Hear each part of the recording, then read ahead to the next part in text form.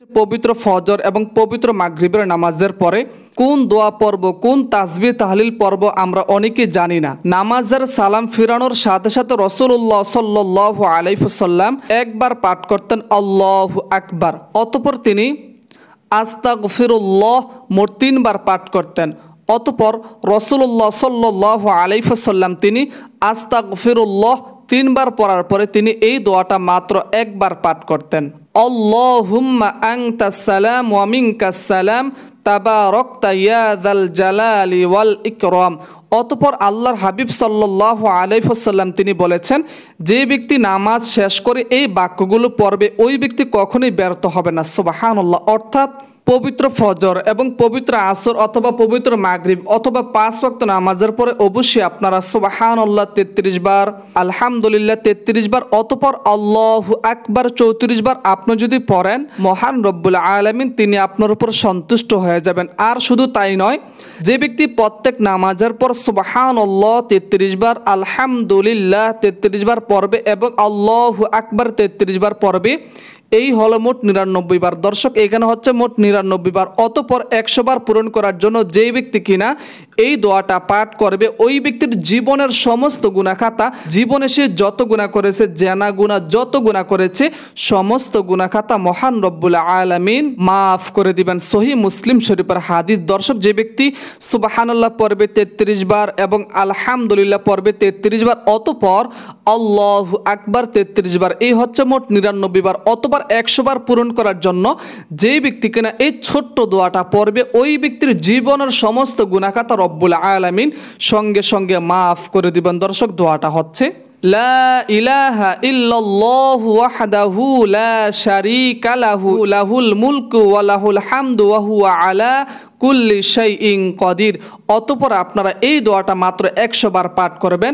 দর্শক, এই দোয়াটার ফজিলত আপনারা জানলে অবাক হয়ে যাবেন। রাসূলুল্লাহ সাল্লাল্লাহু আলাইহি ওয়াসাল্লাম বলেছেন, যে ব্যক্তি সকাল সন্ধ্যায় পবিত্র ফজর এবং পবিত্র মাগরিবের নামাজের পর 100 বার সুবহানাল্লাহি ওয়া বিহামদিহি মাত্র এই দোয়াটা পড়বে, সুবহানাল্লাহি ওয়া বিহামদিহি, যেই ব্যক্তি কিনা এই দোয়াটা পড়বে রব্বুল আলামিন ওই ব্যক্তিকে কিয়ামতের দিন একটা উপহার দিয়ে দিবেন। সুবহানাল্লাহ সুবহানাল্লাহ। শুধু তাই নয়, যে ব্যক্তি কিনা সুবহানাল্লাহি ওয়া বিহামদিহি পড়বে 100 বার, মাত্র 100 বার সুবহানাল্লাহি ওয়া বিহামদিহি পড়বে, ওই ব্যক্তির জীবনে সে যত গুনাহ করেছে, কবিরা সগীরা, ইচ্ছা অনিচ্ছা, জানা ওয়াজানা, শিরক বেদাত, ছোট বড়, সহিহ বুখারী এবং মুসলিম শরীফের হাদিস আল্লাহর হাবিব তিনি বলে দিয়েছেন, যে ব্যক্তি সুবহানাল্লাহি ওয়া বিহামদিহি পড়বে ওই ব্যক্তির জীবনের সমস্ত গুনাহ খাতা মহান রব্বুল আলামিন মাফ করে দিবেন। অতঃপর আপনারা এই তাসবিহটা পড়বেন, আল্লাহুম্মা আজিরনি মিনান নার।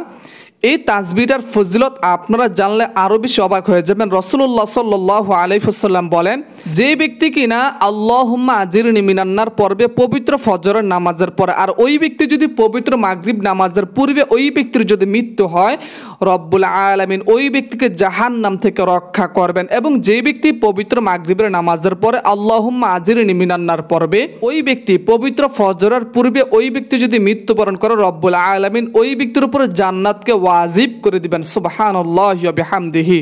অতঃপর সাইয়্যিদুল ইস্তিগফার পড়বেন, যে ব্যক্তি কিনা এই দোয়াটা পড়বে ওই ব্যক্তি যদি ওই দিন যদি মৃত্যুবরণ করে, রব্বুল আলামিন ওই ব্যক্তির উপরে জান্নাতকে ওয়াজিব করে দিবেন। সুবহানাল্লাহ। দর্শক, কোনোভাবেই আপনারা এই দোয়াটা মিস করবেন না। আপনারা অনেকে আছেন আরবি উচ্চারণ দেখে দেখে পড়তে পারেন না, এই জন্য দর্শক এখানে বাংলা উচ্চারণ দেওয়া আছে। আপনারা যারা আরবি উচ্চারণ দেখে দেখে পড়তে পারেন না, অবশ্যই আপনারা বাংলা উচ্চারণটি ভিডিওটি স্কিপ করে আপনারা বাংলা উচ্চারণটি খুব সহজভাবে আপনারা শিখতে পারবেন।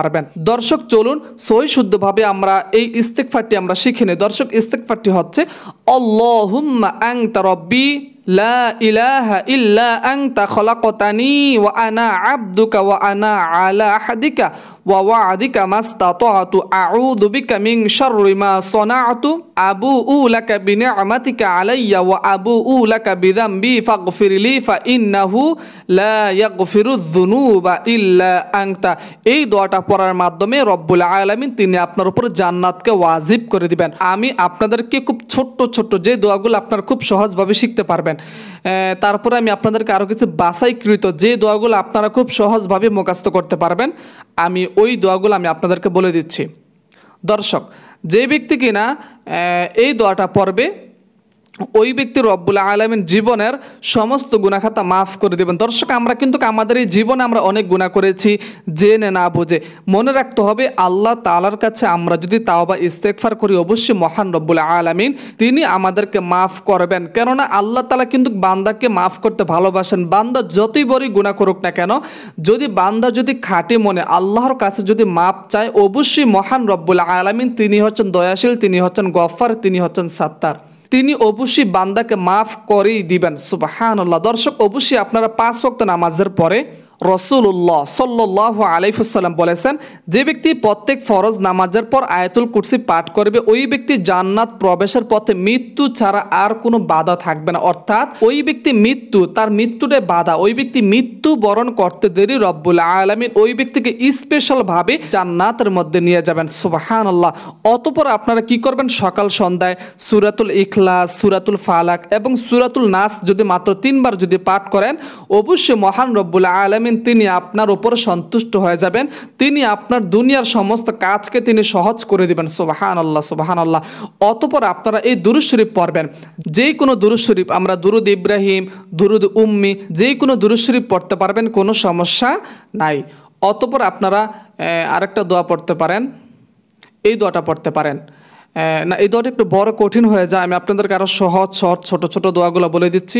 দর্শক, এই দোয়াটা পড়তে পারেন, রব্বুল আলামিন তিনি আপনার উপর সন্তুষ্ট হয়ে যাবেন। এখানে এই যে আল্লাহর হাবিব বলেছেন, যে ব্যক্তি কিনা এই দোয়াটা পড়বে, রব্বুল আলামিন ওই ব্যক্তিকে জান্নাতের মধ্যে প্রবেশ করিয়ে দিবেন। সুবহানাল্লাহ। দর্শক, আমরা কেই বা না চাই জান্নাতের মধ্যে যাওয়ার জন্য। যদি আপনি জান্নাত পাইতে চান, যদি আপনি জাহান্নামের আগুন থেকে যদি বাঁচতে চান, অবশ্যই আপনারা এই দোয়াটা পাঠ করবেন। দোয়াটা হচ্ছে, রদিতু বিল্লাহি রাব্বান ওয়া বিল ইসলামি দীনান ওয়া বি মুহাম্মদ সাল্লাল্লাহু আলাইহি ওয়াসাল্লাম নাবিয়্যান ওয়া রাসূলা হাসবিয়াল্লাহু লা ইলাহা ইল্লা হুয়া আলাইহি তাওয়াক্কালতু ওয়া হুয়া রাব্বুল আরশিল আযীম। যে ব্যক্তি কিনা এই ছোট্ট দোয়াটা পড়বে, রাসূলুল্লাহ সাল্লাল্লাহু আলাইহি ওয়াসাল্লাম বলেন 7 বার এই দোয়াটা পড়বে, ওই ব্যক্তিকে রব্বুল আলামিন, আমি আপনাদেরকে ফজিলতটা দেখাই, ওই ব্যক্তিকে রব্বুল আলামিন ওই ব্যক্তির সমস্ত দুশ্চিন্তা, চিন্তা, সমস্যা মিটিয়ে দিবেন। সুবহানাল্লাহ। যত বড় বিপদ থাকুক, আপনি যত বড় বিপদের মধ্যে থাকেন না কেন, আপনার দেওয়ালের মধ্যে পিঠ ঠেকে গেছে, আপনি চক্ষু বন্ধ করে আসমানের দিকে তাকিয়ে আপনি এই দোয়াটা পড়ুন, আপনার দুনিয়ার সমস্ত কাজ, দুনিয়ার সমস্ত বিপদ রব্বুল আলামিন দূর করে দিবেন। শত্রুর হাত থেকে রব্বুল আলামিন তিনি আপনাকে নিজে তিনি আপনাকে বাঁচিয়ে রাখবেন, তিনি আপনাকে হেফাজত করবেন। সুবহানাল্লাহ, সুবহানাল্লাহ। দর্শক, আরও কিছু গুরুত্বপূর্ণ দোয়া আমি আপনাদেরকে বলে দিচ্ছি।